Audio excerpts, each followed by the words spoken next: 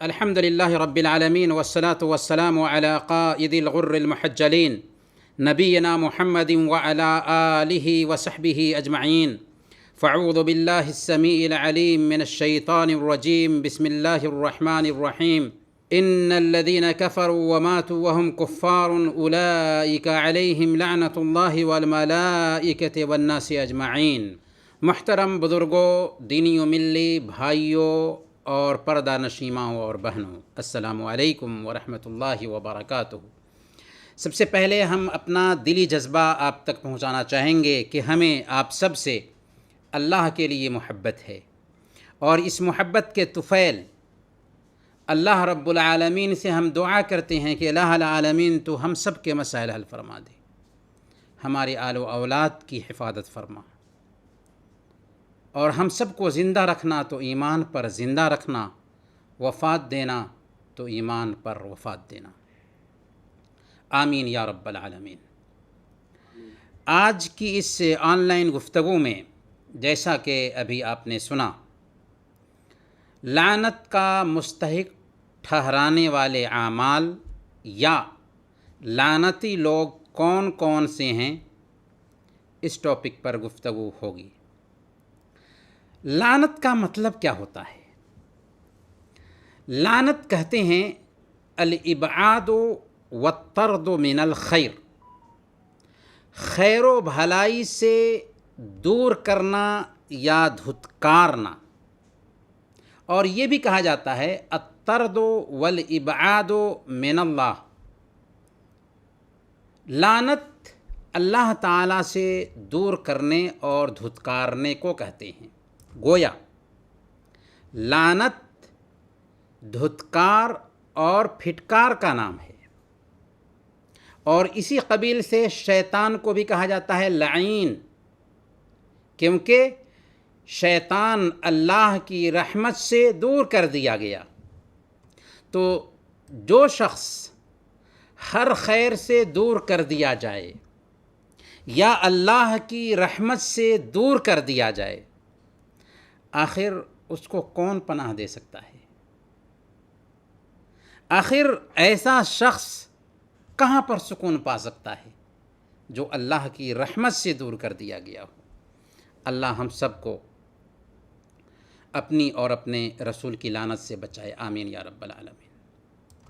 اس سے پہلے کہ ہم لعنت کے مستحق کون کون لوگ ہیں اس کا ذکر کریں اور بتائیں کہ کون کون ایسے لوگ ہیں کہ قرآن و سنت میں لعنتی ٹھہرتے ہیں، بذات خود مناسب معلوم یہ ہوتا ہے کہ اس لعنت کی خطرناکی کو ہم سمجھتے چلیں، تاکہ آنے والے جو گناہ ہیں ان گناہوں کی خطرناکی کا صحیح طور پر ہم اندازہ لگا سکیں گے جن گناہوں پر لعنت بھیجی گئی ہے۔ آج لوگ لعن طعن کے عادی بن چکے ہیں، کسی بھی بات میں ایک دوسروں پر لعن طعن شروع کر دیتے ہیں۔ ایک ماں اپنے بیٹے پر لعن طعن شروع کر دیتی ہے، حالانکہ اکثر لوگ اس کی خطرناکی سے آگاہ نہیں۔ یہ زبان کی آفتوں میں سے بہت ہی گندی آفت ہے، اور ہماری شریعت اس سے سختی کے ساتھ منع کرتی ہے۔ قیامت کے دن لعن طعن کرنے والے سفارشی اور گواہ بننے سے محروم کر دیے جائیں گے۔ صحیح مسلم کی روایت ہے، حضرت ابو الدرداء رضی اللہ تعالیٰ عنہ بیان کرتے ہیں کہ اللہ کے نبی صلی اللہ علیہ وسلم نے ارشاد فرمایا، لا یکون اللعانون شفعاء ولا شہداء یوم القیامہ، کہ لعن طعن کرنے والے قیامت کے دن نہ سفارشی بن سکیں گے اور نہ ہی گواہ، یعنی لعن طعن کرنے والوں کو قیامت کے دن اپنے بھائیوں کے لیے سفارش کرنے کا حق نہیں دیا جائے گا، اور نہ ہی وہ رسولوں کی تبلیغ رسالت پر ان کے لیے گواہ بن سکیں گے، کیونکہ وہ لعن طعن کرتے تھے، اور لعن طعن جہنم میں داخلے کا سبب بھی بنتا ہے۔ اسی لیے صحیح مسلم کی روایت ہے، حضرت ابو سعید خدری رضی اللہ تعالیٰ عنہ بیان کرتے ہیں کہ اللہ کے نبی صلی اللہ علیہ وسلم عید قرباں یا عید الفطر کے موقع سے عیدگاہ آئے اور پھر آپ کا گزر عورتوں کے پاس سے ہوا، تو جب آپ عورتوں کے پاس سے گزرے تو آپ نے عورتوں سے خطاب کرتے ہوئے فرمایا، یا معاشر النساء تصدقن فإنی رأیتکن اکثر اہل النار، اے عورتوں کی جماعت صدقہ خیرات کیا کرو، کیونکہ میں نے تمہاری اکثریت کو جہنم میں دیکھا ہے، میں نے جہنم میں اکثریت تمہیں عورتوں کی دیکھی ہے۔ عورتوں نے پوچھا ایسا کیوں ہے یا رسول اللہ؟ تو اللہ کے نبی صلی اللہ علیہ وسلم نے فرمایا تھا، تکثرن اللعن و تکفرن العشیر، دیکھو تم عورتیں لعن طعن زیادہ کرتی ہو اور شوہروں کی ناشکری کرتی ہو، شوہروں کی نافرمانی کرتی ہو۔ اور مومن کو لعن طعن کرنا اس کو قتل کرنے کے جیسے ہے۔ صحیح بخاری اور صحیح مسلم کی روایت ہے، اللہ کے نبی صلی اللہ علیہ وسلم نے ارشاد فرمایا، من لعن مؤمنا فہو کقتلہ، یعنی جس آدمی نے کسی مومن کو لعن طعن کیا، سمجھ لو کہ اس نے اس کو قتل کر دیا۔ گویا کہ مومن کو لعن طعن کرنا گویا اس کو قتل کرنا ہے۔ اور لعن طعن کے جو کلمات ہیں جب ہماری زبان سے نکلتے ہیں تو یہ کلمات اتنے زہریلے ہوتے ہیں، اتنے گھناؤنے یہ کلمات ہوتے ہیں کہ ان کلمات کے لیے زمین اور آسمان کے دروازے بند کر دیے جاتے ہیں۔ سنیے یہ حدیث، سنن ابی داؤد کی روایت ہے، حضرت ابو الدرداء رضی اللہ تعالیٰ عنہ بیان کرتے ہیں کہ اللہ کے رسول صلی اللہ علیہ وسلم نے فرمایا، ایک بندہ کسی چیز پر لعنت بھیجتا ہے تو وہ لعنت آسمان تک چڑھتی ہے، اور جب لعنت چڑھتی ہے تو اس پر آسمان کے دروازے بند کر دیے جاتے ہیں، چنانچہ وہ زمین کی طرف اتر کر آتی ہے،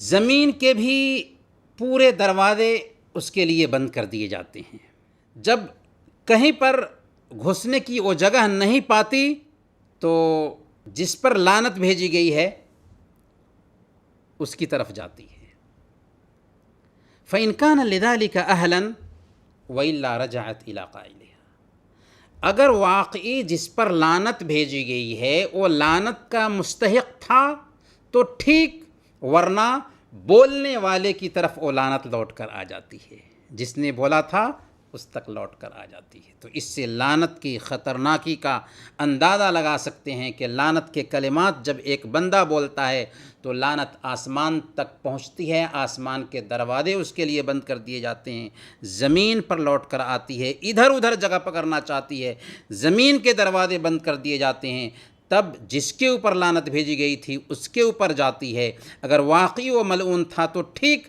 ورنہ لعنت کے الفاظ بولنے والے پر وہ لعنت لوٹ کر آ جاتی ہے اور بہرحال نقصان پہنچاتی ہے۔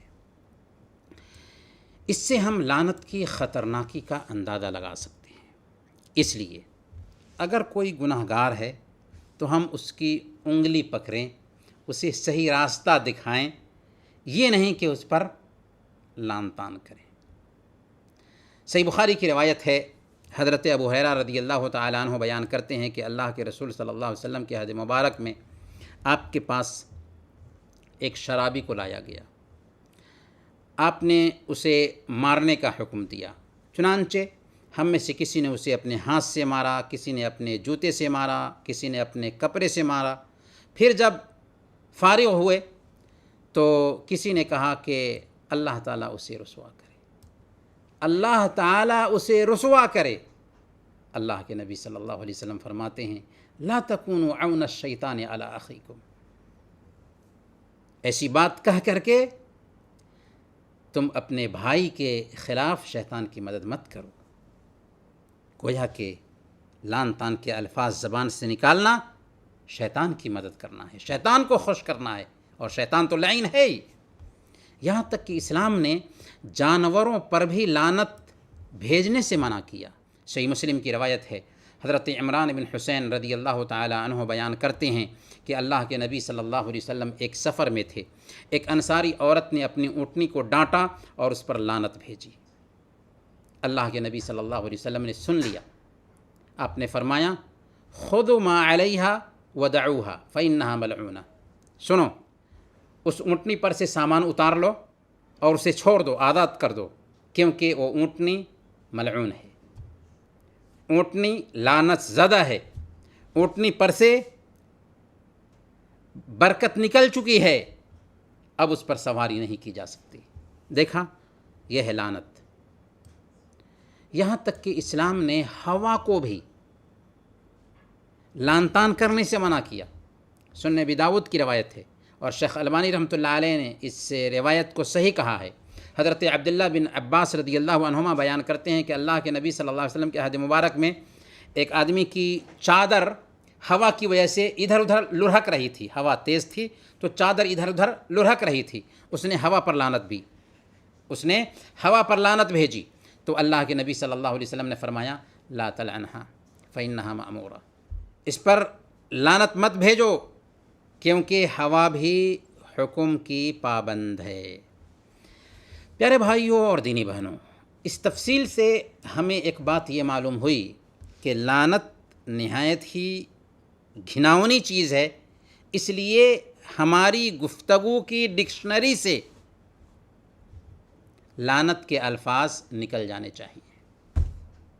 ہمارے نمونہ اور آئیڈیل ہمارے آقا محمد الرسول اللہ صلی اللہ علیہ وسلم ہیں، جنہوں نے فرمایا کہ انی لم ابعث لعانا وانما بعثت رحمتا. میں لعنت بھیجنے کے لیے نہیں بھیجا گیا بلکہ رحمت بنا کر بھیجا گیا ہوں. اگر کسی کو لعن طعن کی عادت پڑ گئی ہے تو اس کو چاہیے کہ وہ نمازوں کی پابندی کرے، لعنت سے چھٹکارا پانے کے لیے اللہ تعالیٰ سے گریہ وزاری کرے، دعا کرے، زیادہ سے زیادہ قرآن کریم کی تلاوت کرے، نفلی نمازوں اور نفلی روزوں کا اہتمام کرے. خود کو لعن طعن کا عادی بنانے کی بجائے سامنے والے کی ہدایت کے لیے دعا کرے، اور لعن طعن ہو جائے تو خود کے لیے سزا طے کرے، نیک لوگوں کی صحبت اختیار کرے اور اپنے نفس کو لعن طعن سے بچانے کا عادی بنائیں. کیونکہ اللہ فرماتا ہے والذین جاہدوا فینا لنہدینہم سبلنا.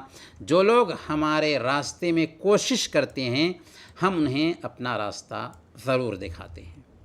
لعنت کی خطرناکی کو سمجھنے کے بعد یہ بات بذات خود آپ کے سامنے واضح ہو چکی ہوگی کہ کسی بھی متعین شخص کو، اور اگر نہیں ہوئی ہے تو یہ بات نوٹ کیجئے کہ کسی بھی متعین شخص کو، چاہے وہ مسلمان ہو یا مسلمان نہ ہو، کافر ہو،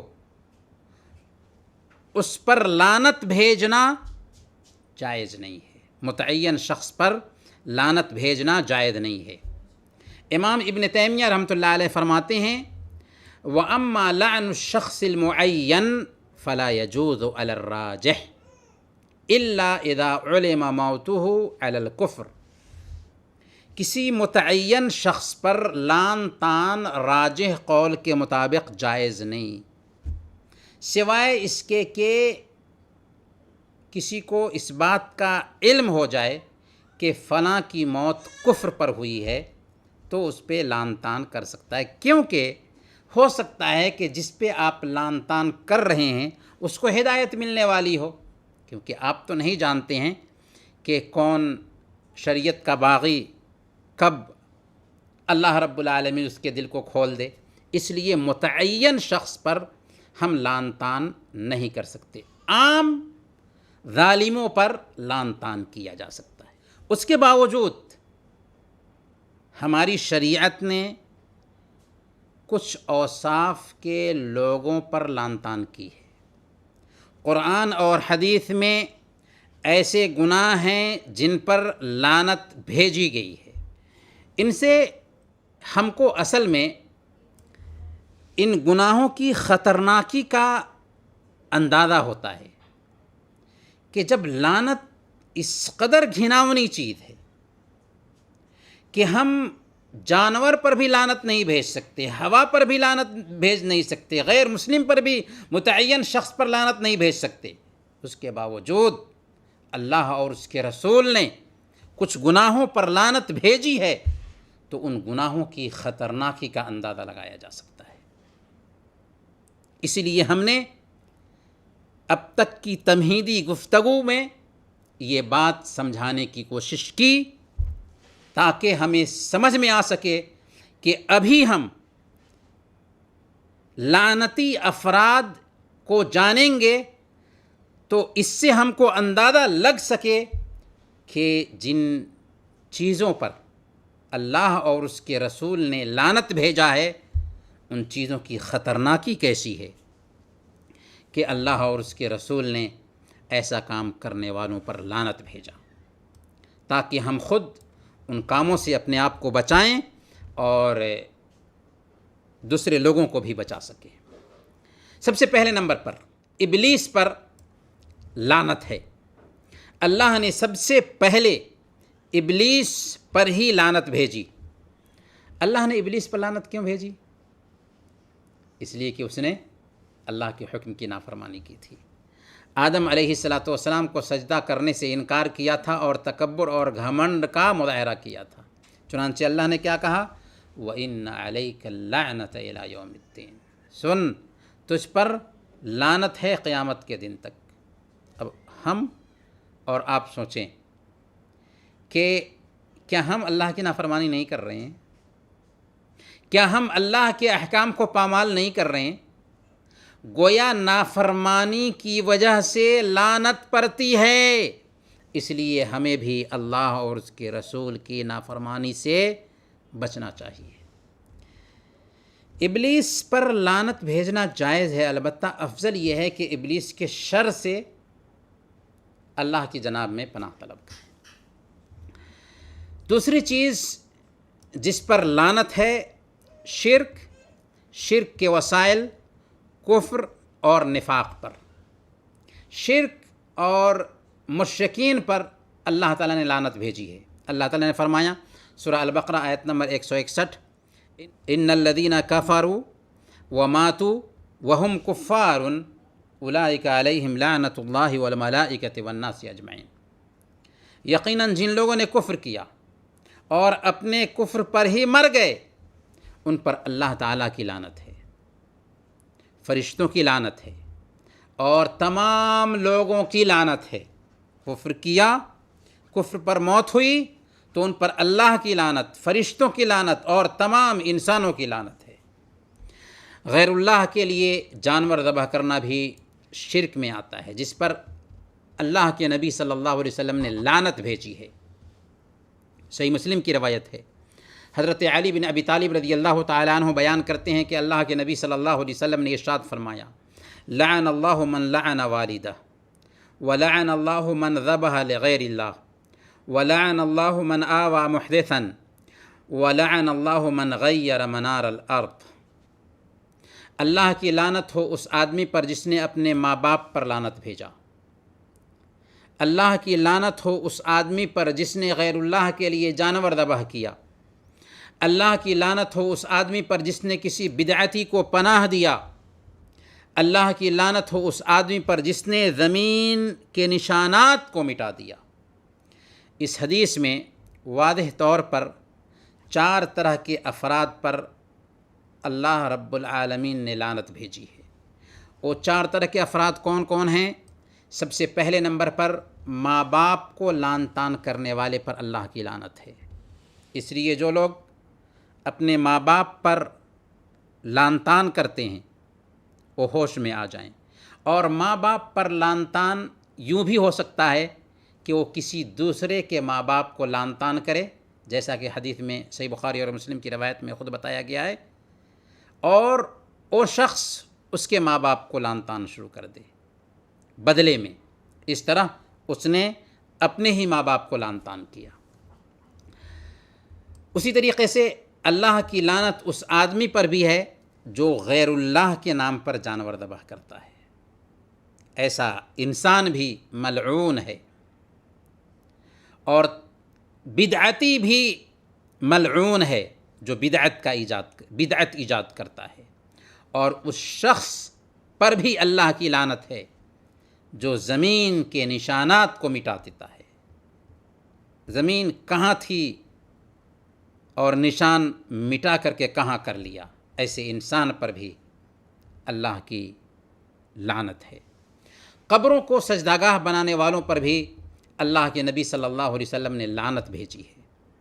صحیح بخاری کی روایت ہے، حضرت عائشہ صدیقہ رضی اللہ تعالی عنہ بیان کرتی ہیں کہ اللہ کے رسول صلی اللہ علیہ وسلم نے مرض الموت میں،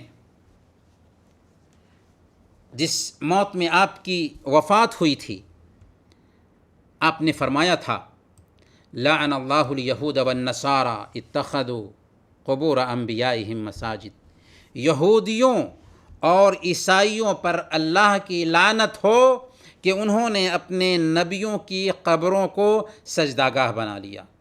گویا کہ یہودی بھی ملعون ہیں، نصارہ بھی ملعون ہیں، اور اس بنیاد پر ملعون ہیں کہ انہوں نے اپنے انبیاء کی قبروں کو سجدہ گاہ بنا لیا۔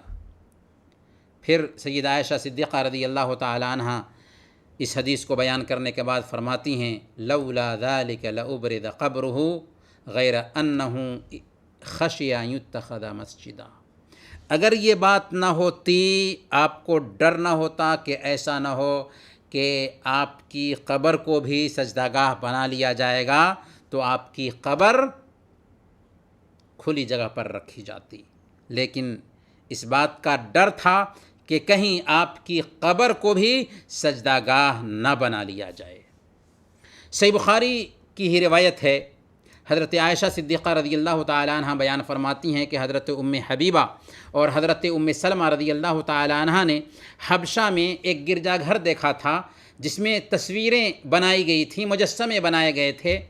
انہوں نے اللہ کے نبی صلی اللہ علیہ وسلم سے ان مجسموں کا ذکر کیا تو اللہ کے نبی صلی اللہ علیہ وسلم نے فرمایا کہ اولئک اذا کان فیہم الرجل الصالح فمات بنوا علی قبرہ مسجدا وصوروا فیہ تلک الصور اولئک شرار الخلق عند اللہ۔ سنو، یہ وہ لوگ ہیں کہ جب ان میں سے کوئی نیک آدمی مر جاتا تھا، ذرا غور کیجئے، نیک آدمی مر جاتا تھا، ولی ہوتے تھے، وہ بزرگ ہوتے تھے، وہ کوئی نیک آدمی مر جاتا تھا تو اس کی قبر پر مسجد بنا لیتے اور وہاں پر بزرگوں کے مجسمے بنا لیتے تھے۔ یہ لوگ مخلوق میں بدترین لوگ ہیں، یہ بدترین مخلوق ہیں جنہوں نے اولیاء کی قبروں پر درگاہ بنایا۔ منافقوں اور کفار کے بارے میں اللہ کے نبی صلی اللہ علیہ وسلم نے بیان فرمایا، سورہ توبہ آیت نمبر 68، وعد اللہ المنافقین والمنافقات والکفار نار جہنم خالدین فیہا ہی حسبہم ولعنہم اللہ ولہم عذاب مقیم، کہ اللہ تعالیٰ نے ان منافق مردوں اور عورتوں اور کافروں سے جہنم کی آگ کا وعدہ کیا ہے جہاں وہ ہمیشہ ہمیش رہیں گے، وہی ان کے لیے کافی ہے، اور ان پر اللہ کی لعنت ہے اور ان کے لیے دائمی عذاب ہے۔ تو جنہوں نے نفاق کا راستہ اختیار کیا، مرد ہو یا عورت، کفار جو کفر پر ان کی موت ہوئی، ایسے لوگوں پر بھی اللہ اور اس کے رسول کی لعنت ہے۔ تیسرے نمبر پر بدعتیوں پر بھی اللہ کی لعنت ہے، بدعت ایجاد کرنے والوں پر اللہ کی لعنت ہے۔ مسند احمد کی روایت ہے، اللہ کے نبی صلی اللہ علیہ وسلم نے ارشاد فرمایا من احدث حدثا او آوى محدثا فعليه لعنت اللہ ولعنت اللاعنین والملائکہ والناس اجمعین، جس نے بدعت ایجاد کیا یا بدعتی کو اپنے ہاں ٹھکانہ دیا، بدعت ایجاد کیا یا بدعتی کو پناہ دیا، اس پر اللہ کی، اس کے فرشتوں کی اور تمام لوگوں کی لعنت ہے۔ جی ہاں، بدعت معمولی گناہ نہیں ہے، کیونکہ بدعتی بدعت ایجاد کر کے گویا اس بات کا دعویٰ کرتا ہے کہ شریعت محمدی مکمل نہیں ہے۔ اسی لیے امام ابن قدامہ رحمۃ اللہ علیہ فرماتے ہیں کہ کان السلف ینہون عن مجالست اہل البدع والنظر فی کتبہم، کہ سلف صالحین بدعتیوں کے ساتھ اٹھنے بیٹھنے اور ان کی کتابوں میں دیکھنے سے منع کرتے تھے، کیونکہ بدعتی ملعون ہے، اہل بدعت پر اللہ اور اس کے رسول کی لعنت ہے۔ چوتھے نمبر پر صحابہ کرام کو برا بھلا کہنے والوں پر بھی لعنت ہے۔ معجم الطبرانی کی روایت ہے، اور علامہ البانی نے اس حدیث کو الجامع الصغیر میں حسن کہا ہے۔ اللہ کے نبی صلی اللہ علیہ وسلم نے ارشاد فرمایا، من سب اصحابی فعلیہ لعنت اللہ والملائکۃ والناس اجمعین، جس نے میرے صحابہ کو برا بھلا کہا، جس نے میرے صحابہ کو گالی دی، اس پر اللہ کی، فرشتوں کی اور تمام لوگوں کی لعنت ہے۔ جس پر اللہ کی لعنت ہو، فرشتوں کی لعنت ہو، تمام لوگوں کی لعنت ہو، اس کے انجام پر آپ غور کر سکتے ہیں۔ صحیح بخاری کی روایت ہے، اللہ کے نبی صلی اللہ علیہ وسلم نے ارشاد فرمایا، لا تسبوا اصحابی فلو ان احدکم انفق مثل احد ذهبا ما بلغ مد احدهم ولا نصیفہ، میرے صحابہ کو برا بھلا مت کہو، اگر تم میں سے کوئی احد پہاڑ کے برابر بھی سونا خرچ کرے۔ یہ بات کسے کہی جا رہی تھی؟ صحابہ کرام کو ہی خطاب کرتے ہوئے کہا جا رہا تھا، بات کے صحابہ کو کہا جا رہا تھا کہ میرے صحابہ کو برا بھلا مت کہو جو گزر گئے یا جو پہلے اسلام لائے، اگر تم میں سے کوئی احد پہاڑ کے برابر بھی سونا خرچ کرے تو ان میں سے کسی ایک کے ایک مد یا نصف مد کے برابر بھی نہیں پہنچ سکتا۔ یہ ہے صحابہ کا مقام۔ جی ہاں، صحابہ کرام ہمارے سند ہیں، انہی کے ذریعہ ہم تک قرآن پہنچا ہے، انہی کے ذریعہ احادیث پہنچی ہیں، اور انہی کے ذریعہ ہمارے پاس پوری شریعت پہنچی ہے۔ ان کو برا بھلا کہنے کا مطلب ہے شریعت کو ڈیمیج ٹھہرانا، شریعت کو مجروح کرنا۔ اسی لیے امام ابو زرع الرازی رحمۃ اللہ علیہ نے فرمایا کہ اذا رأیت الرجل ينتقص احدا من اصحاب رسول اللہ صلی اللہ علیہ وسلم فاعلم انہ زندیق، جب تم کسی شخص کو دیکھو کہ وہ کسی بھی اللہ کے نبی صلی اللہ علیہ وسلم کے صحابی کو برا بھلا کہہ رہا ہے تو سمجھ جاؤ کہ وہ زندیق ہے، زندیق۔ اور امام احمد بن حنبل رحمۃ اللہ علیہ کہا کرتے تھے کہ اذا رأیت رجلا یذکر احدا من الصحابۃ بسوء فاتہمہ علی الاسلام، جب تم کسی شخص کو دیکھو کہ کسی بھی صحابی کا برائی کے ساتھ ذکر کر رہا ہے تو اس کے اسلام پر شک کرو۔ تو جس کسی نے بھی صحابہ کرام کو برا بھلا کہا، اس پر اللہ کی لعنت ہے، فرشتوں کی لعنت ہے اور تمام انسانوں کی لعنت ہے۔ پانچویں لوگ جن پر لعنت ہے وہ ہے رشتہ کاٹنے والے، قطع رحمی کرنے والے، یعنی رشتہ نبھانا بہت ہی ثواب کا کام ہے۔ اللہ کے نبی صلی اللہ علیہ وسلم فرماتے ہیں، صحیح بخاری اور صحیح مسلم کی روایت ہے، من احب ان یبسط له فی رزقہ وینسأ له فی اثرہ فلیصل رحمہ، جو آدمی یہ چاہتا ہو کہ اس کی روزی میں بڑھوتری کر دی جائے اور اس کی عمر لمبی کر دی جائے، اسے چاہیے کہ صلہ رحمی کرے۔ تو صلہ رحمی بہت ثواب کا کام ہے، لیکن رشتہ کاٹنا بہت ہی گندا عمل ہے، اسی لیے اللہ نے لعنت بھیجا ہے رشتہ کاٹنے والے پر۔ اللہ تعالیٰ نے فرمایا، فَهَلْ عَسَيْتُمْ إِن تَوَلَّيْتُمْ أَن تُفْسِدُوا فِي الْأَرْضِ وَتُقَطِّعُوا أَرْحَامَكُمْ، کہ تم سے یہ کوئی دور نہیں کہ اگر تم کو حکومت مل جائے تو تم زمین میں فساد برپا کرو اور رشتے ناتے کاٹ ڈالو۔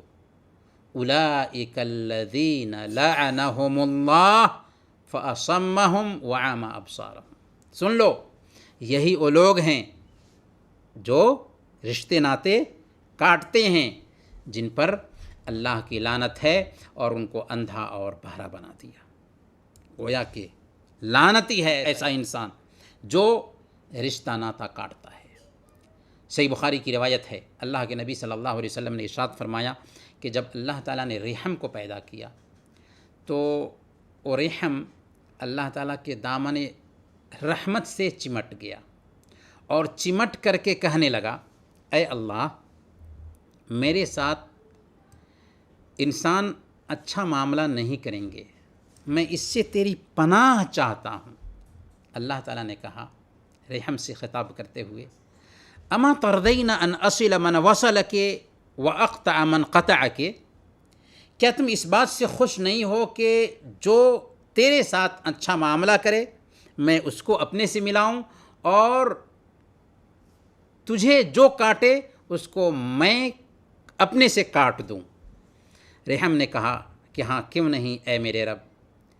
تو اللہ تعالیٰ نے فرمایا کہ یہ تیرے لیے ہے۔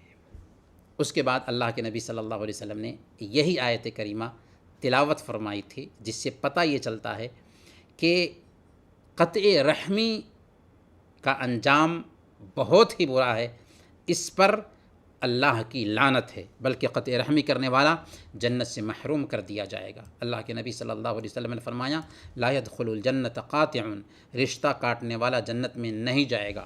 اس لیے ہم اپنے بھائیوں کو دعوت دیں گے، اپنی بہنوں کو دعوت دیں گے کہ اگر آپ نے اپنے رشتہ کو کاٹ رکھا ہے تو اس کو سنبھالنے کی کوشش کیجیے، ورنہ دنیا میں جو نیکیاں کر رہے ہیں یہ سب ضائع ہو جائیں گی۔ چھٹے نمبر پر جھوٹوں پر بھی اللہ کی لعنت ہے۔ اللہ تعالیٰ نے جھوٹوں پر لعنت بھیجی ہے۔ اللہ تعالیٰ نے فرمایا، هؤلاء الذين كذبوا على ربهم الا لعنت الله على الظالمين، یہ وہ لوگ ہیں جنہوں نے اپنے پروردگار پر جھوٹ باندھا۔ خبردار ہو جاؤ کہ ظالموں پر اللہ کی لعنت ہے، یہ جھوٹے ہیں اس لیے ظالم ٹھہرے، لہذا ظالموں پر بھی اللہ کی لعنت اور جھوٹوں پر بھی اللہ کی لعنت ہے۔ ایک مسلمان جھوٹ نہیں بولتا۔ اللہ کے نبی صلی اللہ علیہ وسلم نے جھوٹ بولنا منافق کی پہچان بتایا، اور اللہ کے نبی صلی اللہ علیہ وسلم نے فرمایا کہ جھوٹ سے بچو، کیونکہ جھوٹ فسق و فجور کے راستے کی طرف رہنمائی کرتا ہے، اور فسق و فجور جہنم کے راستے کی طرف لے جاتا ہے، اور ایک بندہ جھوٹ بولتا رہتا ہے اور جھوٹ کی تلاش میں لگا رہتا ہے، یہاں تک کہ اللہ کے ہاں بھی کذاب لکھ دیا جاتا ہے، جھوٹا لکھ دیا جاتا ہے۔ اور سنن ترمذی کی روایت کے مطابق اللہ کے نبی صلی اللہ علیہ وسلم کے بارے میں آتا ہے، سیدہ عائشہ صدیقہ رضی اللہ تعالیٰ عنہ بیان فرماتی ہیں کہ اللہ کے نبی صلی اللہ علیہ وسلم کی نظر میں جھوٹ سے زیادہ مبغوض کوئی عادت نہیں تھی، اور اگر اللہ کے نبی صلی اللہ علیہ وسلم کسی کے بارے میں بھانپ لیتے کہ اس نے جھوٹ بولا ہے تو وہ آپ کی نظر سے گر جاتا تھا، یہاں تک کہ وہ سچی توبہ نہ کر لیتا۔ سنن ترمذی کی یہ روایت ہے۔ 7ویں نمبر پر جن لوگوں پر لعنت آئی ہے ان میں سے ایک ہے بیوی کے پیچھے کے راستے میں صحبت کرنے والا۔ ان اللہ لا یستحی من الحق، اللہ تعالیٰ حق بات سے نہیں شرماتا، اور دین کا مسئلہ ہے، اس لیے ہمارے حبیب نے اس کی رہنمائی کی۔ جہالت میں لوگ بہت سارا غلط کام کرتے ہیں۔ بیوی سے جمع کی جگہ وہ ہے جہاں سے بچے کی پیدائش ہوتی ہے۔ اگر کوئی عورت کے پاس اس کے پیخانے کے راستے میں صحبت کرتا ہے، جمع کرتا ہے، تو یہ عمل فطرت کے خلاف بھی ہے اور شریعت کے خلاف بھی ہے، اور ایسے انسان پر اللہ کے نبی صلی اللہ علیہ وسلم نے لعنت بھیجا ہے۔ سنن ابی داؤد کی روایت ہے، حضرت ابو ہریرہ رضی اللہ تعالیٰ عنہ بیان کرتے ہیں کہ اللہ کے نبی صلی اللہ علیہ وسلم نے ارشاد فرمایا، ملعون من اتی امرأة فی دبورہا، وہ شخص ملعون ہے جو اپنی بیوی کے پیٹھ کے پیچھے دبر میں آتا ہے، پیخانے کے راستے میں صحبت کرتا ہے، اس پر اللہ کی لعنت ہے، وہ ملعون انسان ہے۔ 8ویں نمبر پر جن پر اللہ کی لعنت ہے وہ ہیں حلالہ کرنے والے اور حلالہ کرانے والے۔ یعنی جو لوگ اپنی بیویوں کو 3 طلاق دے دیں پھر اپنے عمل پر شرمندہ ہوں تو عورت کی کسی دوسرے سے چند دنوں کے لیے شادی کرائیں تاکہ اپنے پہلے شوہر کے لیے وہ عورت حلال ہو جائے۔ اسی کو حلالہ کہتے ہیں، جو اسلام کی نظر میں نہایت ہی مبغوض ہے، اور حلالہ کرانے والے اور حلالہ کرنے والے دونوں پر اللہ کے نبی صلی اللہ علیہ وسلم نے لعنت بھیجا ہے۔ سنن ابی داؤد کی روایت ہے، حضرت علی رضی اللہ تعالیٰ عنہ بیان فرماتے ہیں کہ اللہ کے نبی صلی اللہ علیہ وسلم نے ارشاد فرمایا، لعن اللہ المحلل والمحلل لہ، اللہ کی لعنت ہو حلالہ کرنے والے پر اور اس انسان پر جس کے لیے حلالہ کیا جاتا ہے۔ اور سنن ابن ماجہ کی روایت ہے، حضرت عقبہ بن عامر رضی اللہ تعالیٰ عنہ بیان کرتے ہیں کہ اللہ کے نبی صلی اللہ علیہ وسلم نے ایک دن بیان فرمایا تھا کہ الا اخبرکم بالتیس المستعار، کیا میں تمہیں کرایہ پر لیے گئے سانڈ کے بارے میں نہ بتاؤں؟ ذرا اللہ کے نبی صلی اللہ علیہ وسلم کے الفاظ پہ غور کریں، کیا میں تمہیں کرایہ پر لیے گئے سانڈ کے بارے میں نہ بتاؤں؟ لوگوں نے کہا کہ جی ہاں ضرور بتائیے اے اللہ کے نبی صلی اللہ علیہ وسلم۔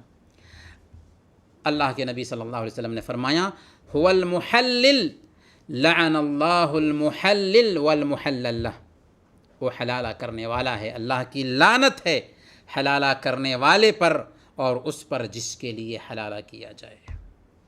حلالہ کا یہ مسئلہ آج ہندوستان میں اسلام کی بدنامی کا سبب بن رہا ہے۔ اسلام ماڈرن ہے اور اپ ٹو ڈیٹ ہے، لیکن غلط تفہیم کی بنیاد پر آج دنیا ہم پر ہنستی ہے کہ ہم نے اسلام کا کیسے تعارف کرایا لوگوں کے سامنے میں۔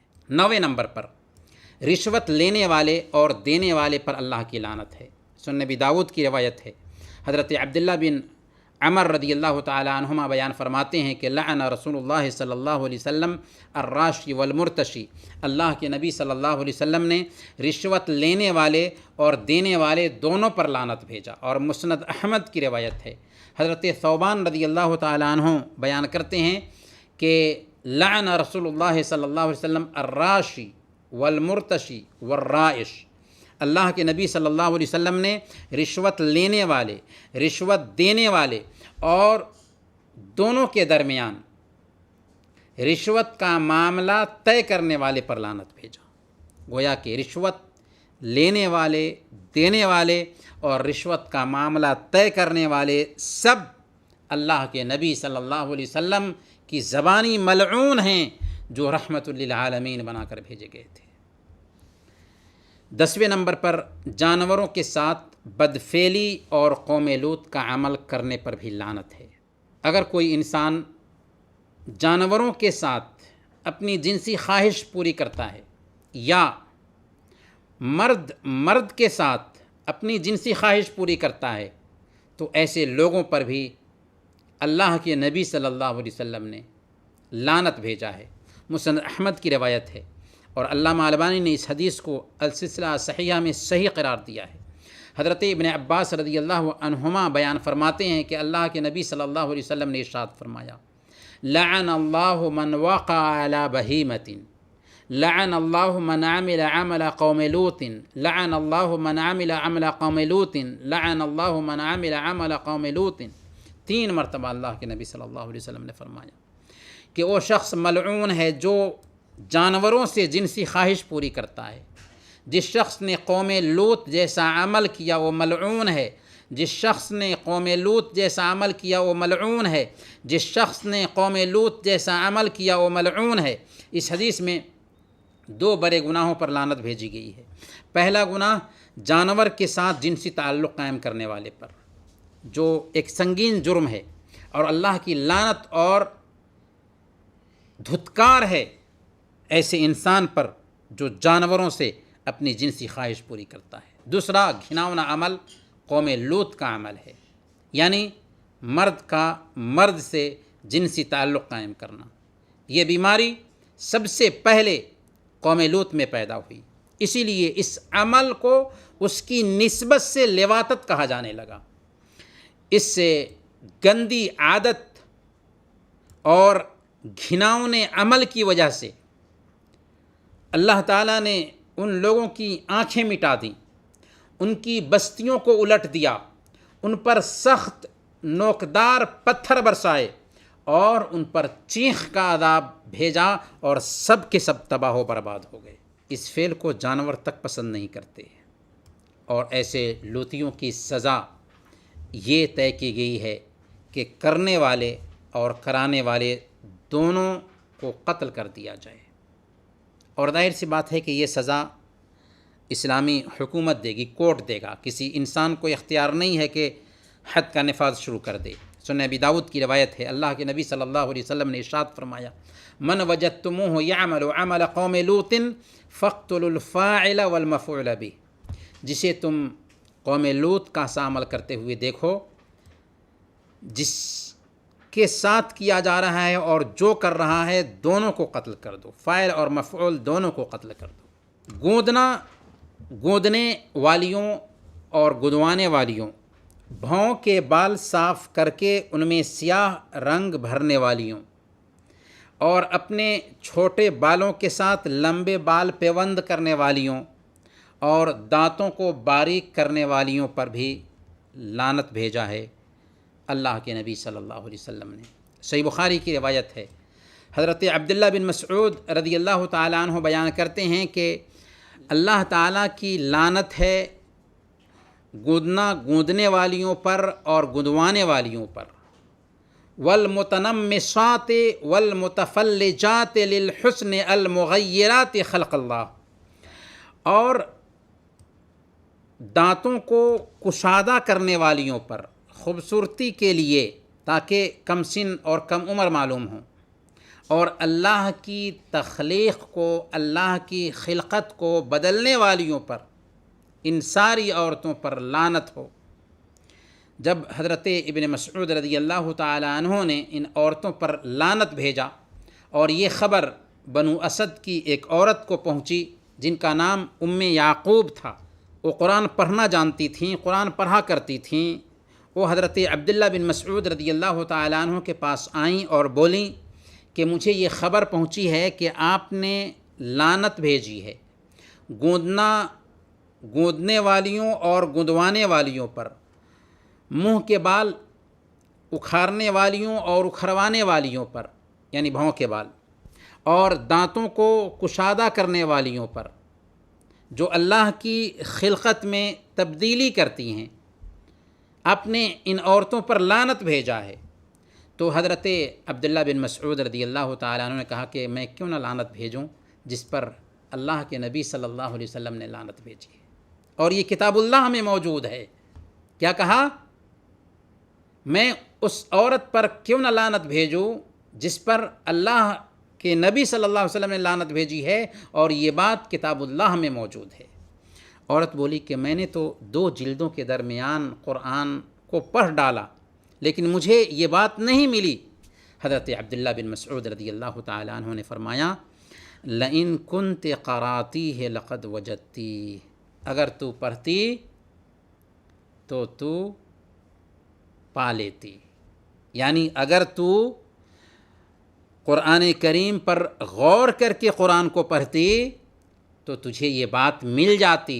کیا تم نے یہ آیت کریمہ نہیں پڑھی؟ وما آتاکم الرسول فخذوہ وما نہاکم عنہ فانتہوا، رسول تم کو جو بتلا دیں اسے تھامے رہو، اور جس سے منع کرے اس سے بعد آ جاؤ۔ گویا کہ اللہ کے نبی صلی اللہ علیہ وسلم نے اس سے منع کیا ہے تو اس کا حکم قرآن میں بھی آ گیا۔ عورت بولی ہاں کیوں نہیں، ہمیں تو ایسا کرنا ہی چاہیے۔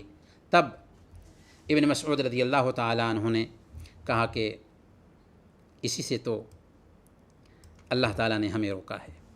عورت نے کہا کہ آپ کی بیوی بھی تو ایسا کرتی ہے۔ حضرت عبداللہ بن مسعود رضی اللہ تعالیٰ عنہ نے کہا کہ جا دیکھ لے، چنانچہ وہ گئی، دیکھا تو انہوں نے ان کی بیوی کے پاس میں کچھ بھی نہیں پایا، لوٹ کر آئیں، کہنے لگیں کہ میں نے آپ کی بیوی کے پاس میں کچھ بھی نہیں پایا۔ تو حضرت عبداللہ بن مسعود رضی اللہ تعالیٰ عنہ نے کہا کہ لو کانت کذالک ما جامعتها، اگر وہ ایسا کرتی تو میں اس کے ساتھ رہتا ہی نہیں، اس کے ساتھ صحبت نہیں رکھتا۔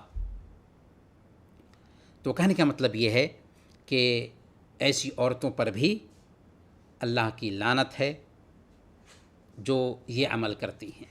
اسی طریقے سے وگ لگانے والیوں پر بھی اللہ نے لعنت بھیجا ہے، یعنی کسی کے بال چھوٹے ہو جائیں تو وگ لگا کر کے، وگ کی پیوند کاری کر کے اپنے بال کو بڑا ثابت کرنے کی کوشش کرے۔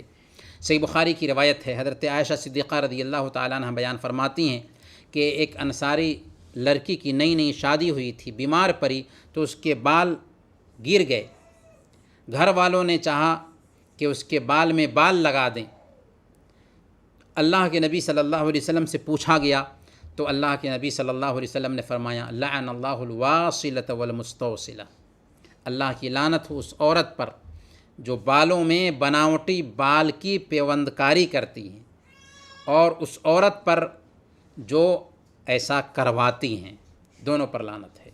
آخری پوائنٹ بیان کر کے اپنی بات ختم کریں گے۔ سود کھانے والے، کھلانے والے، اس کے رجسٹر کو تیار کرنے والے اور گواہ پر بھی لعنت ہے۔ صحیح مسلم کی روایت ہے، حضرت جابر بن عبداللہ رضی اللہ تعالیٰ عنہ بیان کرتے ہیں کہ لعن رسول اللہ صلی اللہ علیہ وسلم آکل الربا وموکلہ وکاتبہ وشاہدیہ وقالہم سوا۔ اللہ کے نبی صلی اللہ علیہ وسلم نے لعنت بھیجی سود کھانے والے پر، کھلانے والے پر، رجسٹر بنانے والے پر، اور کہا کہ وہ سب کے سب گناہ میں برابر ہیں۔ سود چاہے آپ کسی ساہوکار سے لیں، چاہے سودی بینک سے لیں، دونوں کا حکم برابر ہے۔ سود بہرحال سود ہے، اور اللہ اور اس کے رسول نے سود خور سے اعلان جنگ کیا ہے۔ سود کے 73 درجے ہیں، ان میں سے آسان ترین درجہ اپنی ماں سے منہ کالا کرنا ہے، اور سود کا 1 درہم کھانا اللہ کی نظر میں 36 مرتبہ زنا سے بھی بدتر ہے۔ اس لیے اگر ہمارے معاملات میں سودی سسٹم پائے جاتے ہیں تو فوراً توبہ کریں۔ وقت کی نزاکت کو دیکھتے ہوئے ہم انہی چند افراد پر اکتفا کرتے ہیں۔ ذرا غور کریں، سوچیں کہ جس شخص پر اللہ اور اس کے رسول کی لعنت ہو، بھلا اس کی زندگی کیسے سنور سکتی ہے؟ ہمیں تو اللہ رب العالمین کی رحمت چاہیے۔ اگر اللہ اور اس کے رسول کی لعنت ہوگی تو ہم کیسے زندہ رہ سکیں گے؟ اللہ تعالیٰ سے ہم دعا کرتے ہیں کہ اللہ تعالیٰ ہم سب کے ساتھ کرم کا معاملہ فرمائے، ہم سب کو اپنے احکام کا پابند بنائیں، اور ہم سب کو اس کے منہیات سے بچنے کی توفیق عطا فرمائے۔ الہ العالمین جو لوگ پریشان حال ہیں ان کی پریشانی کو دور فرما دے۔ الہ العالمین جو لوگ بے روزگار ہیں انہیں حلال روزی عطا فرما۔ الہ العالمین جو بھائی یا بہن بیمار ہیں، اگرچہ ان کی بیماری مایوس کن کیوں نہ ہو، الہ العالمین انہیں شفاء عاجلہ کاملہ نصیب فرما۔ ہم سب کو زندہ رکھنا تو ایمان پر زندہ رکھنا، اور وفات دینا تو ایمان پر وفات دینا۔ وصلی اللہ علی نبینا محمد وعلی آلہ وصحبہ اجمعین۔